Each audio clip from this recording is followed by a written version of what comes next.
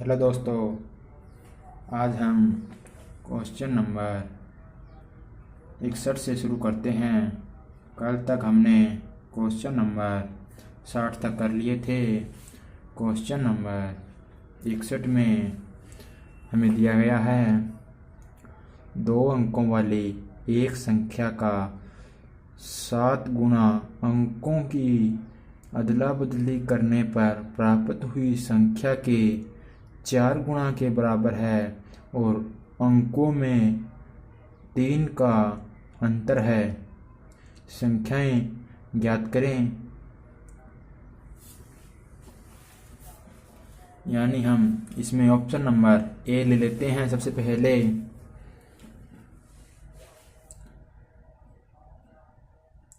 Option number A में आपको दिया गया है 14।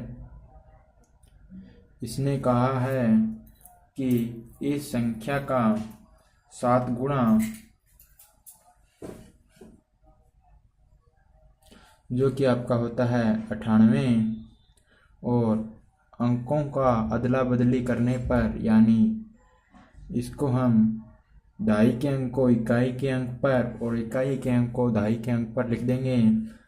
इसका 4 गुना आपका इस मूल संख्या के 7 गुना के बराबर होना चाहिए। इसका आप गुणा करेंगे तो आपका आएगा 164, जो कि बराबर नहीं है, तो आपका ये कट हो जाएगा। आगे हम ऑप्शन नंबर आपका सी लेते हैं। उसमें आपको 36 दिया गया है, यानी 36 का 7 गुना आपका होगा 7 से 42, 2 और 7 21 और 4 आपका हो गया 25, यानी 252। और आप इसने कहा है अंकों का अदला बदली, यानी आपकी संख्या बन गई 63, यानी इकाई का अंक हमने दहाई के स्थान पर और दहाई का अंक हमने इकाई के स्थान पर लिख दिया है। इसका 4 गुना आपका इसके मूल संख्या से 7 गुना करने पर इसके बराबर होता है 4 तिया 12, 6 चौक 24 और 1 25। ये दोनों बराबर हो रहे हैं, तो आपका ये राइट आंसर हो जाएगा। आगे हम क्वेश्चन नंबर 62 पर चलते हैं। क्वेश्चन नंबर 62 में हमसे पूछा गया है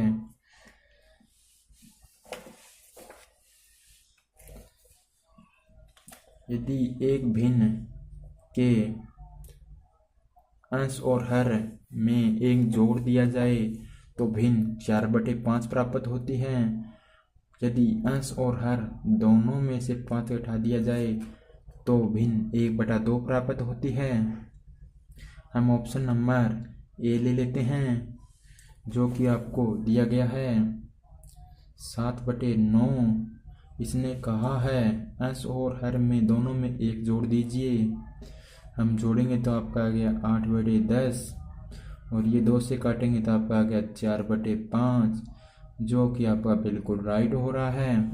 और इसने इसके बाद में कहा था कि अंश और हर में से अगर आप 5 घटा देते हैं तो आपकी भिन्न 1/2 प्राप्त होती है। तो हम घटाकर देख लेते हैं।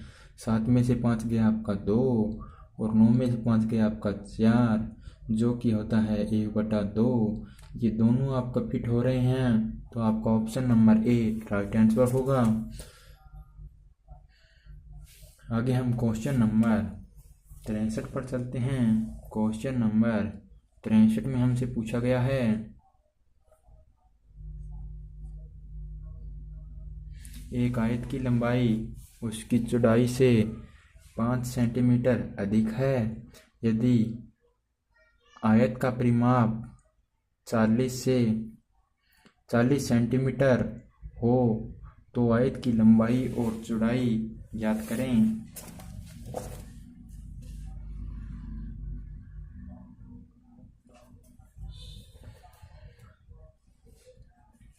यानी आप आयत की लंबाई मानिए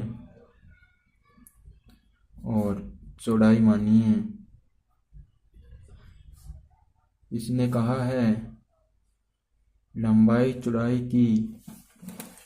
या चौड़ाई से 5 अधिक है, यानी x प्लस 5, और आयत का परिमाप आपको दिया गया है 40 सेंटीमीटर। आयत का परिमाप होता है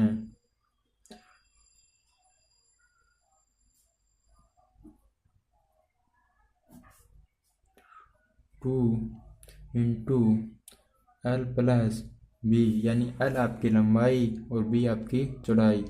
इसमें परिमाप आपको दिया गया है 40 सेंटीमीटर, और हम इसको कर देते हैं 2, लंबाई आपकी x प्लस 5 और चौड़ाई आपकी x। 2 से आप इसको काटेंगे तो आपका आ गया 20, और ये हो गया आपका 2x जमा 5। अगर आप इधर लेकर आएंगे तो 20 माइनस 5 बराबर 2x, ये इधर जाकर माइनस हो जाएगा तो आपका यहाँ पर आ गया 15 बराबर 2x। x बराबर इधर आकर ये 15, 2 से भाग हो जाएगा, ये 2 इसको इधर आकर भाग करेगा तो आपका आ गया ये 7.5। x की वैल्यू आपकी 7.5, जो कि आपकी है चौड़ाई, और लंबाई आपकी आएगी x प्लस 5, यानी 7.5 में अगर आप 5 जोड़ेंगे तो आपकी आएगी 12.5, जो कि ऑप्शन नंबर बी में आपको दिया गया है। आगे हम क्वेश्चन नंबर 64 पर चलते हैं। क्वेश्चन नंबर 64 में हमसे पूछा गया है, एक आयत की लंबाई उसकी चौड़ाई से 3 अधिक है, आयत का परिमाप 42 सेंटीमीटर है, और आयत की लंबाई और चौड़ाई याद करें।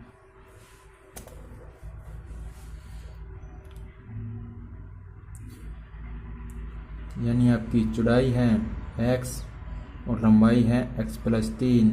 इसने कहा है कि लंबाई चौड़ाई से 3 अधिक है।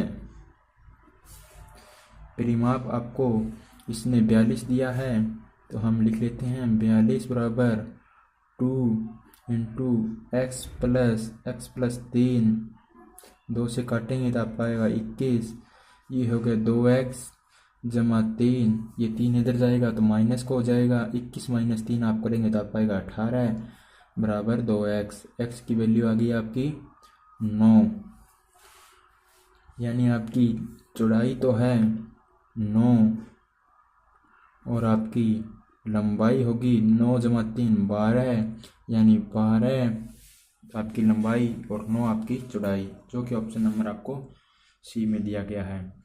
आगे हम क्वेश्चन नंबर 65 पर चलते हैं।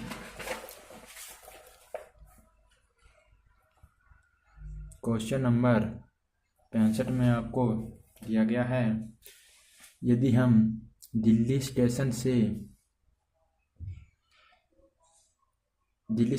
स्टेशन ए के लिए 2 टिकट, स्टेशन बी के लिए 3 टिकट खरीदें तो कुल किराया 77 रुपये होता है।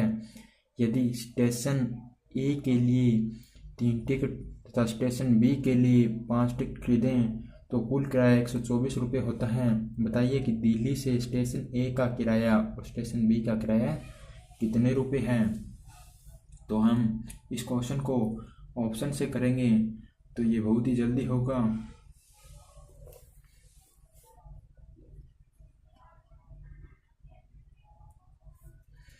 हमने माना स्टेशन ए और स्टेशन बी।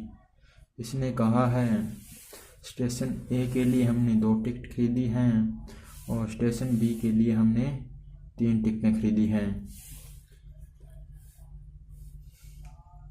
तो ऑप्शन नंबर हम पहले सी ले लेते हैं। तो सी में दिया गया है आपको स्टेशन ए के लिए 13 रुपये की और स्टेशन बी के लिए आपकी 17 रुपये की। 13 दूना 26 और 17 तिया 51, जो कि आपका होगा 77 रुपये, जो कि आपका बिल्कुल सही हो रहा है। आगे हम दूसरा ट्राई करके देखते हैं। यदि स्टेशन ए के लिए उसने 3 टिकट खरीदे होते और स्टेशन बी के लिए उसने 5 टिकट खरीदे होते,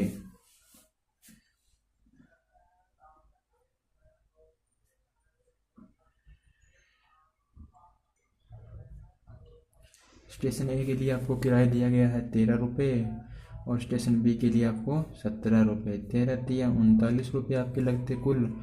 और स्टेशन बी की आपकी 17 पाँचे 85 लगते, तो आपके 9 5 14 8 3 11 और 1 12 यानी 124 रुपये लगते। अगर आप स्टेशन ए के लिए 2 और बी के लिए 3 खरीदते हो तो आपके लगते 77, और स्टेशन ए के लिए 3 और स्टेशन बी के लिए 5 टिकट खरीदते तो आपके रुपये लगते 124, जो कि आपके बिल्कुल सही आ रहा है। आगे हम क्वेश्चन नंबर 66 पर चलते हैं। क्वेश्चन नंबर 66 में हमसे पूछा गया है, यदि हम पानीपत स्टेशन से स्टेशन ए के लिए 5 टिकट और स्टेशन बी के लिए 7 टिकट खरीदें तो कुल किराया 158 रुपये आता है। स्टेशन ए के लिए अगर 5 टिकट लेता और स्टेशन बी के लिए अगर 7 टिकट लेता तो हम ऑप्शन नंबर ए ले लेते हैं। इसमें ए स्टेशन की 12 रुपये और बी स्टेशन की 14 रुपये की टिकट होती तो आपका रुपया आता 12 पंजे 60, 14 सत्ते 98, तो आपके रुपये लगते 8 और 9 से 15 158, जो कि आपको दिया गया है। आगे हम आगे वाला ट्राई करते हैं। उसमें कहा है ए के लिए 4 टिकट और स्टेशन बी के लिए 9 टिकट खरीदता तो उसके कुल खर्च 174 रुपये होता। स्टेशन ए के लिए 4 और स्टेशन बी के लिए वह 9 टिकट खरीदता तो पहले स्टेशन के लिए 12 रुपये की और दूसरे स्टेशन के लिए 14 रुपये की। पहले के लिए स्टेशन के लिए रुपये बनते 48 रुपये और दूसरे के लिए रुपये बनते 9 चौक 36, 9 3 12 यानी 14 में 26, तो आपके कुल रुपये होते 8 और 6 14, 4 और 2 6 और 1 7 यानी 174 रुपये, जो कि आपको दिए गए हैं। यानी ऑप्शन नंबर ए आपका बिल्कुल सही आ रहा है। आगे हम क्वेश्चन नंबर 67 पर चलते हैं। क्वेश्चन नंबर 67 में हमसे पूछा गया है, यदि हम सोनीपत से स्टेशन ए के लिए 6 टिकट और स्टेशन बी के लिए 15 टिकट लेते हैं तो कुल खर्च 402 रुपये आता है। और यदि स्टेशन ए के लिए 2 टिकट और स्टेशन बी के लिए 7 टिकट लेते हैं तो कुल खर्च 178 रुपये आता है। सोनीपत स्टेशन से ए स्टेशन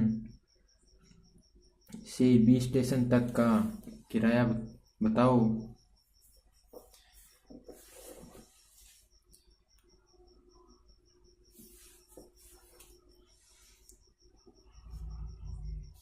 उसने कहा ए स्टेशन के लिए 6 और बी स्टेशन के लिए 15 टिकट। हम ऑप्शन नंबर सी लेते हैं, यानी ए स्टेशन के लिए 12 रुपये और बी स्टेशन के लिए आपके 22 रुपये होते तो आपकी कुल खर्च आता ए स्टेशन का 72 रुपये और बी स्टेशन का 15 दूना 30, 15 दूना 30 और 33 यानी 330 रुपये।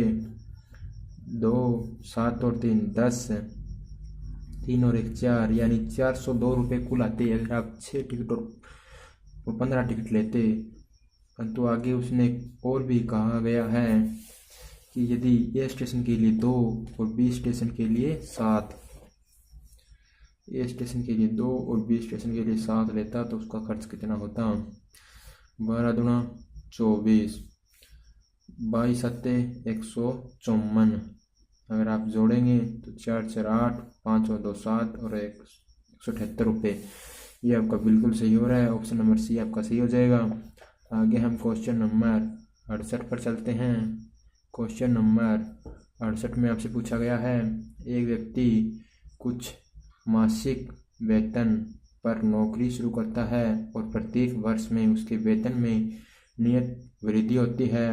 यदि नौकरी के 4 वर्ष बाद उसका वेतन 1500 रुपये हो और 10 वर्ष के बाद उसका वेतन 1800 रुपये हो तो बताइए कि शुरू में उसका वेतन कितना था, वार्षिक वृद्धि कितनी थी। यानी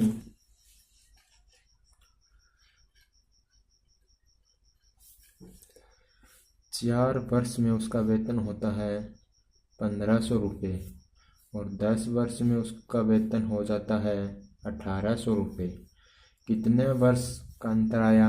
6 वर्ष का। और कितने रुपए का अंतर आया आपका? 300 रुपये का।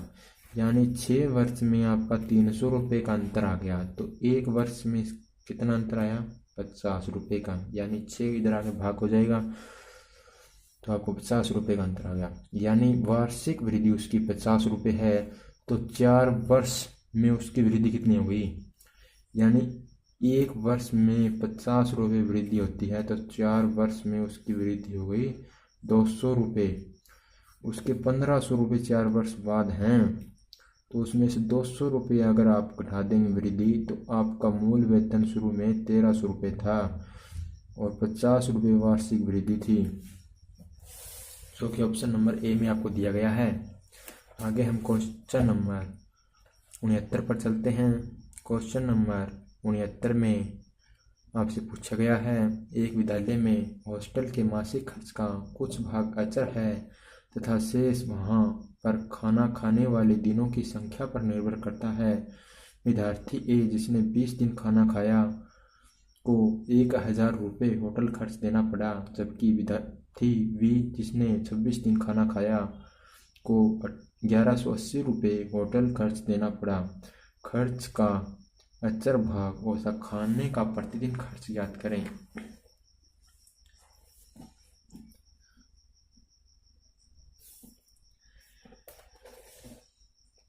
ए ने 20 दिन खाना खाया और उसे 1000 रुपये देना पड़ा, जबकि बी ने 26 दिन भोजन खाया और 1180 रुपया देना पड़ा। यानी कितने दिन ज़्यादा खाया इसने? 6 दिन। और कितना रुपया ज़्यादा दिया? 180। यानी एक दिन का उसका रुपया कितना हो गया? 30 रुपये। यानी दैनिक खर्च उसका 30 रुपया। और 20 दिन शुरू में उसने खर्च दिया है तो कुछ भाग अचर था, उसका मतलब कि अचर मतलब फिक्स था, और खाना खाया है 20 दिन। ये एक दिन खाने का 30 रुपया है तो 20 दिन खाने का रुपया आएगा आपका 600।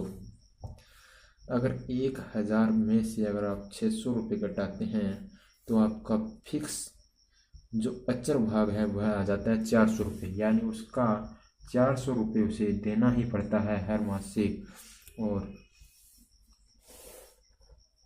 मासिक खर्च है, जबकि उसका 30 रुपया खाने का खर्च अतिरिक्त है। तो आपका आंसर हो गया 430, जो कि ऑप्शन नंबर डी में आपको दिया गया है। ये अचर भाग वैसे है जैसे किराए पर लिया गया मकान, हमें उसका किराया देना पड़ता है, खाना हमें खाने का खर्च देना पड़ता है। यदि कुल खर्च 1000 है तो उसमें से खाने का खर्च 600 रुपये और किराया मकान का 400 रुपये है। क्वेश्चन नंबर 70 पर चलते हैं। क्वेश्चन नंबर 70 में आपसे पूछा गया है, एक विद्यालय में होटल के मासिक खर्च का कुल भाग अचर है।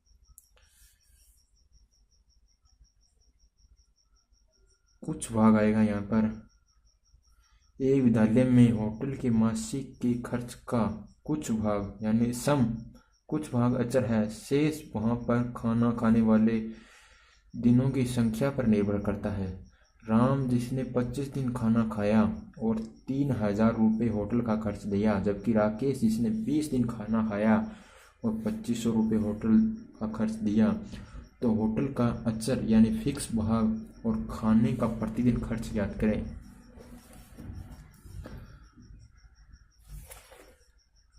जब उसने 25 दिन खाना खाया तो उसने 3000 रुपये दिए, जब उसने 20 दिन खाना खाया तो उसने 2500 रुपये दिया।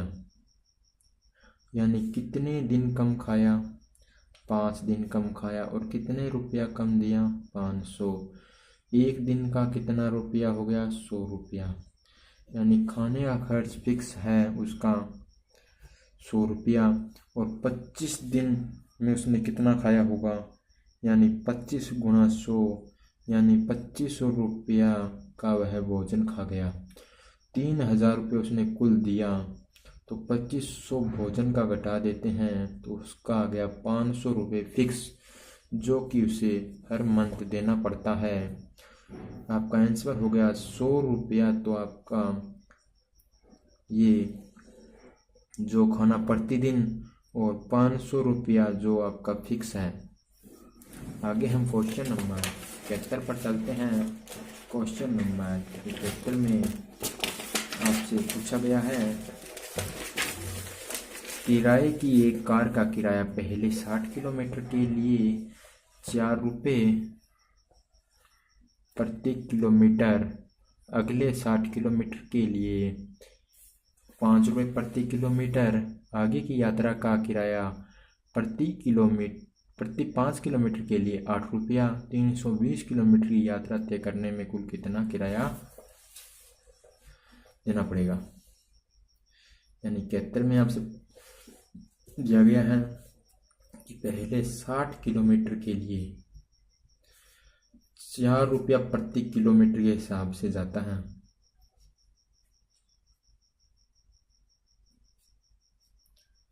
तो आपके रुपया लेगा वह 240। और आगे वाले 60 किलोमीटर वह जाता है 5 रुपया प्रति किलोमीटर के हिसाब से, तो वह 300 रुपया लेगा। उसने कहा है जाना है उसे 320 किलोमीटर, तो यह गया 120 किलोमीटर, बच गया आपका 200 किलोमीटर। 200 किलोमीटर जाना है उसे, और 5 किलोमीटर के लिए वह 5 किलोमीटर के लिए वह लेता है 8 रुपया। तो 200 किलोमीटर के लिए वह कितना रुपया लेगा? गुणा 40 है, तो गुणा 40 इसमें हम कर देंगे। सिमेट्री लगा रहा हूँ मैं इसमें, यानी ये 40 से गुना होगा तो ये भी 40 से गुना होगा, तो आपका 320 रुपया लेगा। तो आपका रुपया कितना हो गया टोटल?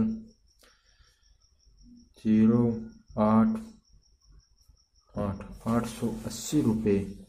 880 नहीं, 40 और 20 60, 860 रुपये आपकी कुल खर्चा होगा। आगे हम क्वेश्चन नंबर 72 पर चलते हैं। क्वेश्चन नंबर 72 में हमसे पूछा गया है, किसी शहर में टेलीफोन पर कॉल की दर पहले 100 कॉल के लिए 50 पैसा, यानी पहली 100 कॉल अगर आप करेंगे तो वह 50 पैसा पर कॉल होगी, तो आपका रुपया हो गया 50 रुपये लगे। अगला 100 कॉल 40 पैसे के हिसाब से पर पैसा, अगला 100 कॉल वह 40 पैसा पर कॉल के हिसाब से करता है, तो आपका 40 रुपया हो गया। और उसने आगे कहा है, और 200 कॉल से आगे, यानी 100 और 100, 200 कॉल तो कर ली हमने, उससे आगे 25 पैसा पर कॉल के लिए एक व्यक्ति 100 रुपये में कितनी कॉल करेगा। यानी हमने 200 कॉल 90 रुपये में कर ली, तो हमारा रुपया कितना बच गया? 10। और यह कह रहा है कि 200 कॉल से आगे पर कॉल की आपकी 25 पैसा लगेगा, यानी 25 पैसा पर कॉल। तो 1 रुपये में कितनी कॉल हो जाएगी? 100 पैसा। 100 पैसे में यानी 4 कॉल, यानी 100 पैसे में 4 कॉल होगी, तो 1 रुपये में आपकी भी 4 कॉल होगी। हमें कॉल करनी है 10 रुपये में, 10 से गुणा, तो 10 से इसकी गुणा हो जाएगी तो आपकी होगी 40 काल। 200 हमने कर ली और 40 ये रही, तो आपकी कुल हो गई 240। यानी 100 रुपये में हम 240 कॉल कर सकते हैं, जो कि आपको ऑप्शन नंबर डी में दिया गया है ए भाग का। और बी भाग का हमें ज्ञात करना है। बी भाग का, बी भाग में इसने कहा है कि वह 150 रुपये में कितनी कॉल करेगा। तो 150 में हमने 200 कॉल का तो रुपया लगा लिया, यानी 100 और 100 आपका 200 कॉल का रुपया हमारा बनता था 90। 200 कॉल का आपका रुपया बनता है 90। और इसने कहा 200 कॉल से आगे जितनी भी कॉल करेंगे ना, वह 25 पैसा पर कॉल होगी, यानी 1 रुपये में आपकी 4 कॉल होगी। तो 90 रुपये की कॉल कर ली, हमें 150 रुपये में कॉल करनी है, तो यानी 60 रुपये में आपकी कितनी कॉल होगी। 60 से गुणा, अगर आप 60 से गुणा करेंगे 240 कॉल, यानी आपकी 240 कॉल तो यह होगी 60 रुपये वाली, और 90 रुपये वाली 200 कॉल होगी, यानी 200 प्लस 240 आपका हो गया 440 कॉल, जो कि ऑप्शन नंबर आपको डी में दिया गया है। आगे हम क्वेश्चन नंबर 73 पर चलते हैं। क्वेश्चन नंबर 73 में आपसे पूछा गया है, एक कार पहले 100 किलोमीटर के लिए 12 रुपये प्रति किलोमीटर के हिसाब से चलती है, यानी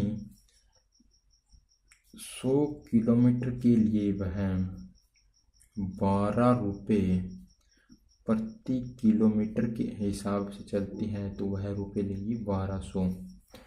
और अगले 100 किलोमीटर के लिए वह 11 रुपये प्रति किलोमीटर के हिसाब से चलती है। अगले 100 किलोमीटर के लिए 11 रुपये प्रति किलोमीटर के हिसाब से चलती है, तो 1100।